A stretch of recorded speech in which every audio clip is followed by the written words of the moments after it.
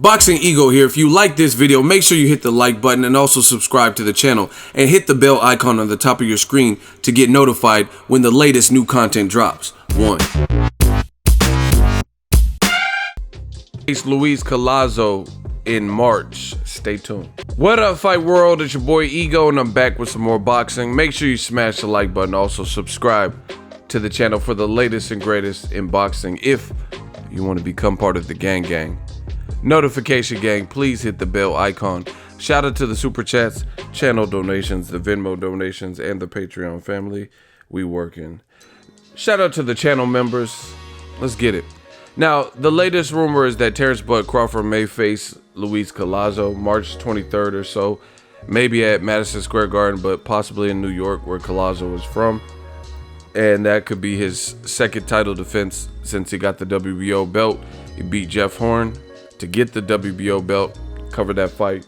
Also covered his first title defense against Jose Benavidez, and he stopped him in the 12th. So he's 2-0 as a welterweight, and he stopped both of his welterweight opponents. Now he may face Luis Collazo in New York. I want to talk about that, the prospects of him fighting. Now, the funny thing is this. It's actually really funny. I was doing a live stream or video where I was talking about the Errol Spence and Terence Crawford fight, and I said this to everybody that would listen. The bottom line is the welterweight division is stacked, and it's held by PBC. You know, for the most part, outside of Crawford, the best welterweights, you know, especially the guys with names, popularity, skills, have been branded, you know, are familiar faces, if you will. You know, that's all PBC. And I told you guys that Crawford, I understand he wants to fight Errol Spence. Errol Spence has talked to him. They had that little confrontation or whatever you want to call it at the Hooker versus Caicedo fight and went viral. But people are going to have to be patient. For starters, Errol Spence, March 16th, is fighting his own fight against Mikey Garcia. Yes, Mikey is moving up in weight. However, Mikey Garcia is still a phenomenal and talented fighter. And Bob Arum was making slights at Al Haymon, saying that nobody knows Al Haymon. Is he even a real person? I don't think he's real.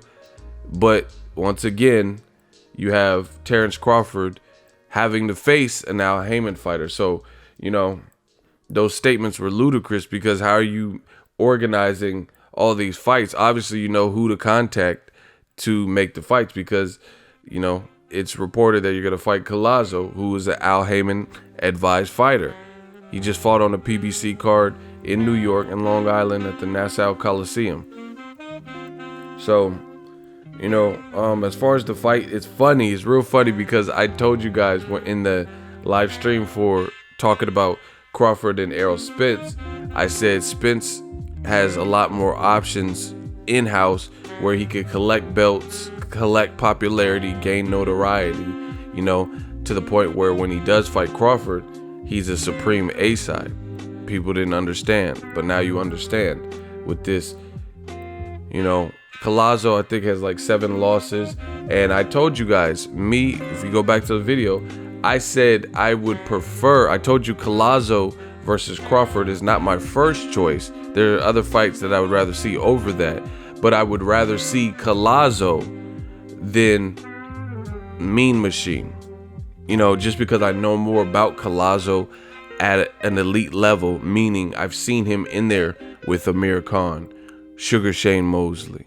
I've seen him in there with Andre Berto in his prime. I've seen him in there with Keith Thurman and hurt Keith Thurman, right? I was at his last fight, and, you know, if given the opportunity, I would rather see Collazo over Mean Machine.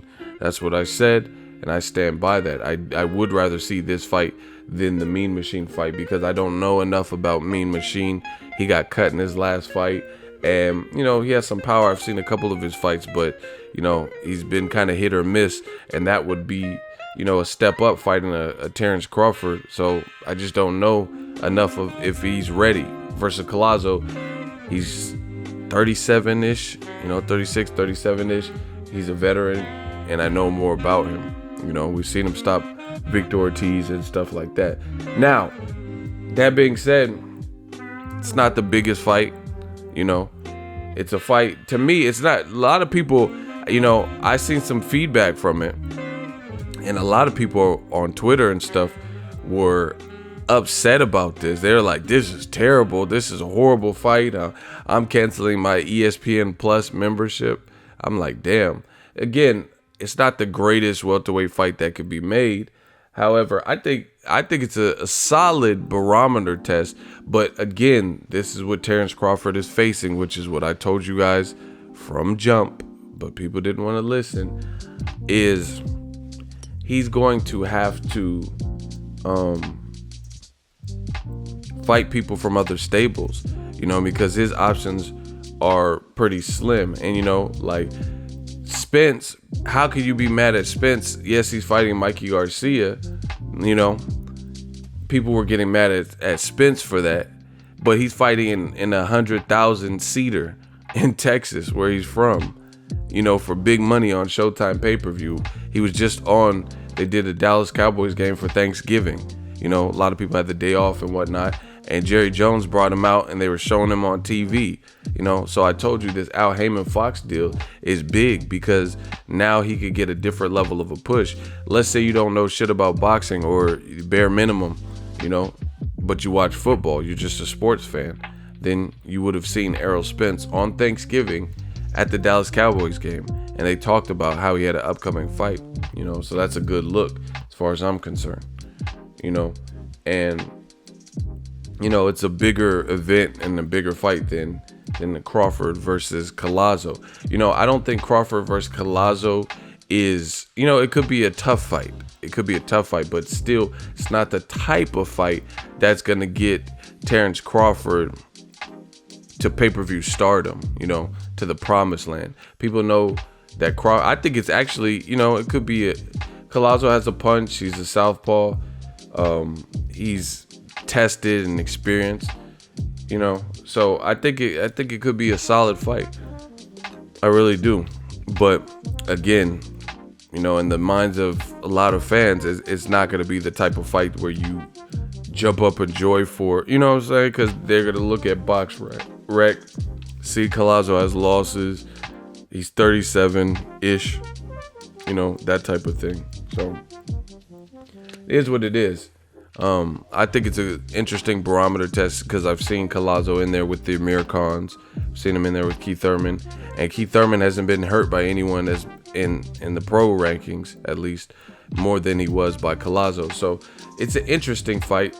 It's solid, but it's still not going to do in the long run. I don't think it's going to do any favors for Crawford in terms of boosting and bolstering his profile to the next level, you know. So I think PBC, like I've been telling you, they have a very solid plan and can almost freeze out Crawford, where he's relegated to fighting, if anybody, you know, the Mean Machines and Collazos and stuff. But he signed the extension with Top Rank, so these are things you have to think about, you know. These are things you have to think about your, you know, the second half of your career or whatever.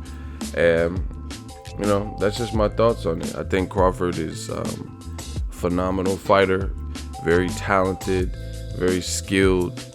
I think he wants to fight the best, but, you know, politics step in, and, you know, a lot of the other top guys are going to be booked up around that time.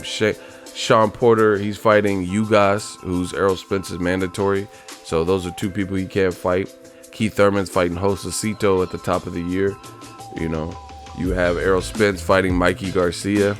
Danny Garcia already has a fight with Adrian Granados. So realistically speaking, those are the top crop of welterweight fighters. Kell Brook and Amir Khan may fight, but I don't know what Kell Brook is doing. You know, I don't know if he can make 147 or what. So, you know, those are probably the top welterweights that I just named right there, and they all already have fights. So he has to fight somebody.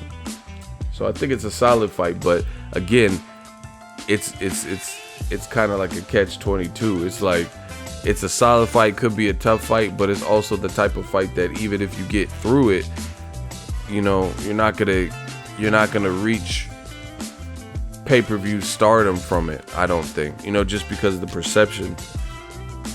You know, he needs a big name. He needs the Danny Garcias, the Mikey Garcias, Sean Porter, Errol Spence, Keith Thurman type of names. Let me know what you guys think. Drop your thoughts in the comment section. Do you love it or hate it? Make sure you smash the like button as always. Hate, comment, and subscribe. Till next video is Ego signing off. So if you enjoyed this video and want more content like this on the channel, you can show your appreciation by going to the PayPal donate button or the YouTube support button, and you can donate any amount that you feel is equivalent to the value of this video. Much more to come. Thank you guys for your support. Boxingego, the future of boxing.